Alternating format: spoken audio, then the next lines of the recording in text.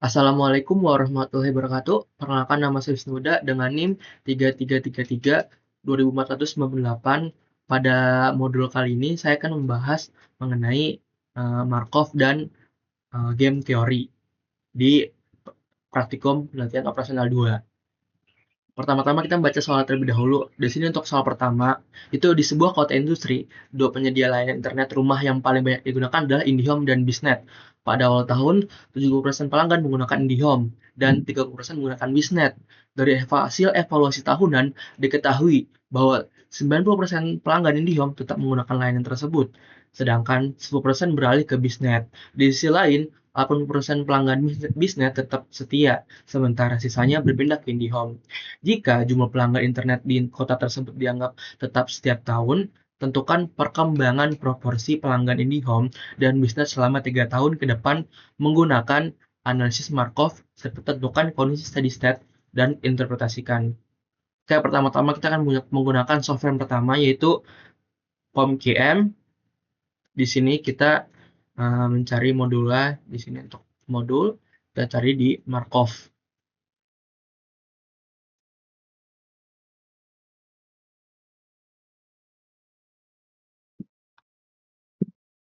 Sini kita tulis saja nama kita dan name. Karena tadi ada dua, yaitu IndiHome dan Biznet, berarti number of site-nya juga dua. Kita klik OK.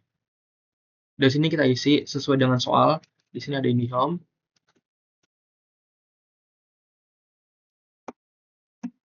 Dan Biznet.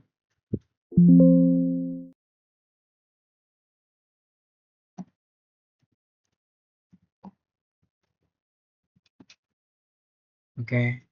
Di sini kita baca soal terlebih dahulu. Tadi, pada awal tahun, 70% pelanggan menggunakan IndiHome dan 30% menggunakan Biznet. Jadi di sini kita tulis di sini untuk IndiHome.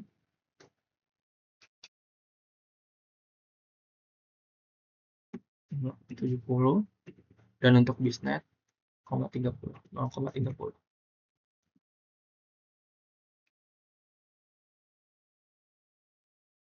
Nah, dari hasil evaluasi tahun dan diketahui bahwa 90% pelanggan IndiHome tetap menggunakan layanan tersebut, sedangkan 10% itu beralih ke Biznet. Di sini kita di sini tetap 0,90 tetap di IndiHome. Sementara 10% pindah ke Biznet. Kita baca lagi soalnya. Di sisi lain, 80% pelanggan Biznet tetap setia, sementara sisa itu berpindah ke IndiHome. Kita tulis di sini. Salah. Jadi 80% itu pelanggan Biznet tetap setia, sementara saya itu berpindah ke IndiHome atau 20%-nya pindah ke IndiHome.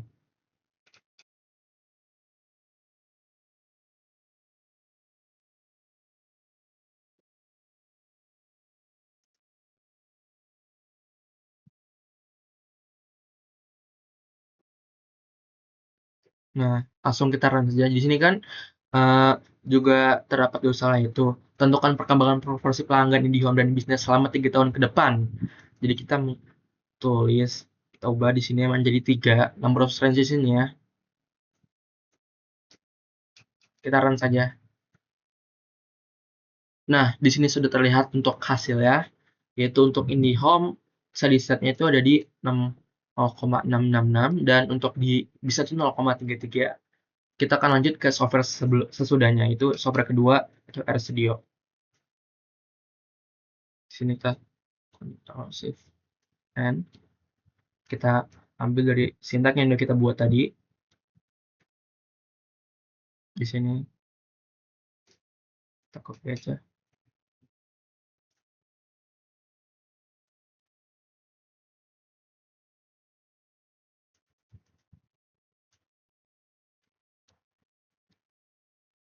Nah, di sini dari sintak itu kita pertama mendefinisikan vektor awal atau proporsi penggunaan saat ini yang dimana itu 70% itu menggunakan IndiHome dan 30% itu menggunakan Biznet. Dan ini kita menggunakan yang kedua itu menggunakan definisi matriks transisi dari mana? Dari IndiHome ke IndiHome dan dari IndiHome ke BizNet dan dari BizNet ke IndiHome dan dari BizNet ke BizNet. Di sini dari 0,9, 0,1, 0,20, 0,80. Dan ini kita menggunakan rumus seperti ini untuk menghitung distribusi pengguna selama 3 tahun ke depan. Langsung kita run aja di sini.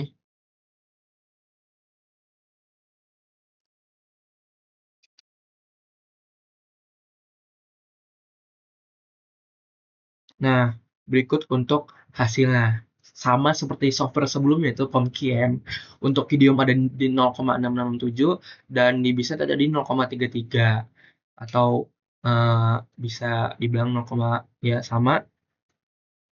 Yang artinya dalam jangka panjang sekitar 66,67% pelanggan akan menggunakan IndiHome, sementara 33,33% itu akan menggunakan BizNet gitu untuk kesimpulan akhirnya. Oke, kita lanjut ke nomor 2 di sini.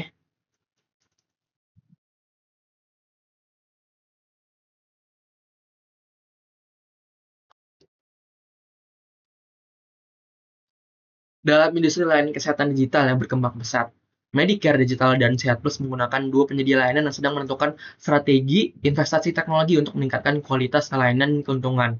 Kedua perusahaan memiliki tiga alternatif strategi, yaitu Artificial Intelligence Diagnosis atau AI untuk mempercepat dan meningkatkan akurasi diagnosis pasien.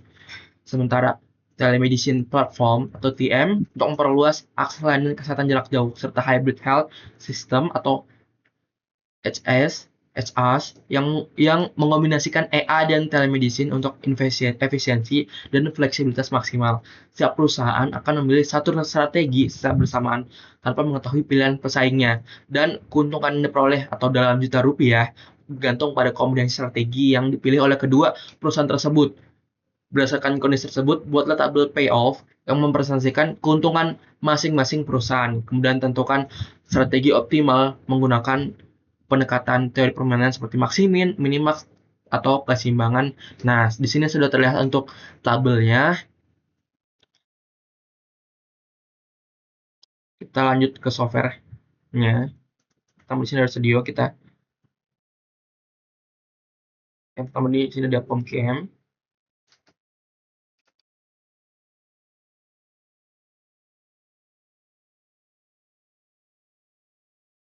Kita ke modul.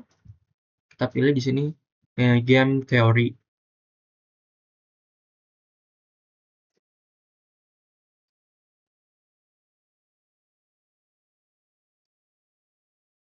Terus di sini nama kita.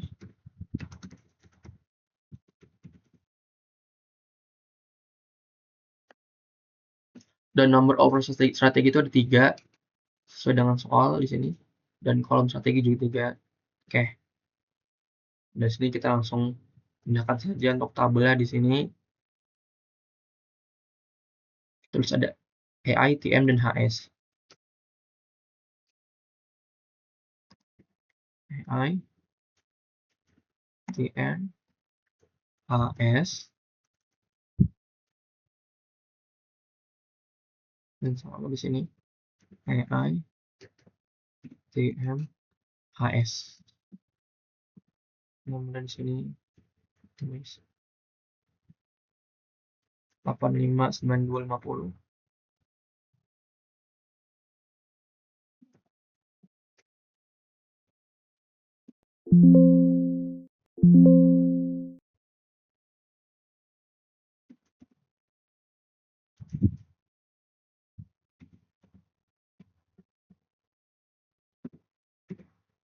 Dan untuk bawahnya di sini 1294.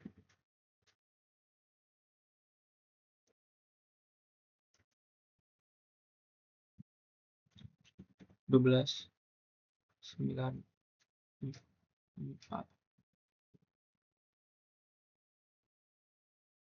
4566 dan 127.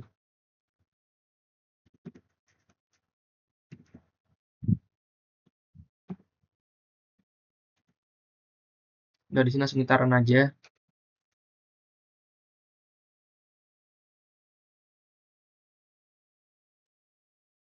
Nah, di sini untuk hasilnya yaitu eh, dengan value of game-nya itu 62,62.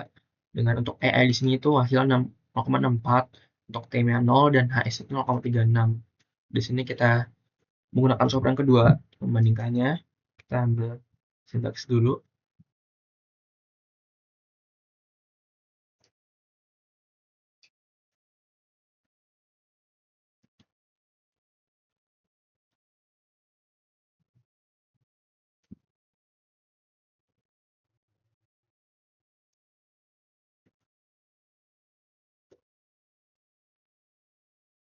Nah, di sini kita menginstal package terlebih dahulu dan mengaktifkan package-nya. Itu package itu ada di Microsoft dan Matlab. Dan di sini kita membuat matrix payoff. Dan inilah untuk mencari strategi pemain A-nya, maksimin.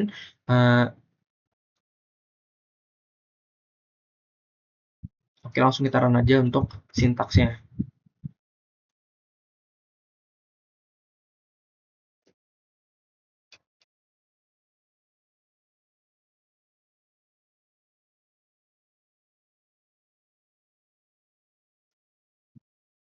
Nah, ini adalah hasil dari sintaksnya. Dimana tadi kita membuat matrix payoff di sini. Dan untuk soal strategi pemain A yang menggunakan maksimin, di mana itu dia tuh mencari nilai minimum setiap strategi dari Medicare, di mana di sini ada minimum itu ada 50, 12, 7.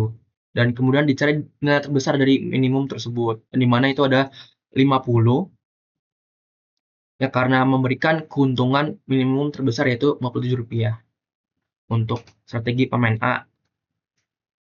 Untuk strategi pemain B di sini dia tuh mencari nilai maksimum dari tiap kolom. Kemudian dicari nilai minimum dari maksimum tersebut dan nampaknya hasilnya itu ada di menghasilkan nilai di 85. Gitu. Itu pemain B ini berusaha untuk meminimalkan kerugian maksimumnya di sini. Dan untuk saddle point itu nggak ada ya, karena nggak ada saddle point karena nggak ada strategi optimal yang stabil lagi kedua pemain. Jadi kedua jadi begitu. Dan untuk hasil dari interpretasinya itu strategi AI memberikan nilai maksimin terbesar itu Rp57 sehingga menjadi strategi terbaik dari Medicare Digital untuk menimbulkan resiko kerugian. Sementara itu nilai minimax yang diperoleh dari Rp85 karena nilai maksimum dan minimax itu nggak sama, jadi maka nggak ditemukan saddle point. Jadi hal itu menunjukkan bahwa nggak ada strategi murni yang optimal bagi kedua perusahaan sehingga kemungkinan diperlukan strategi campuran dalam pengambilan keputusan investasi ini. Oke, berikut sekian dari saya, kurang lebih mohon maaf. Wassalamualaikum warahmatullahi wabarakatuh.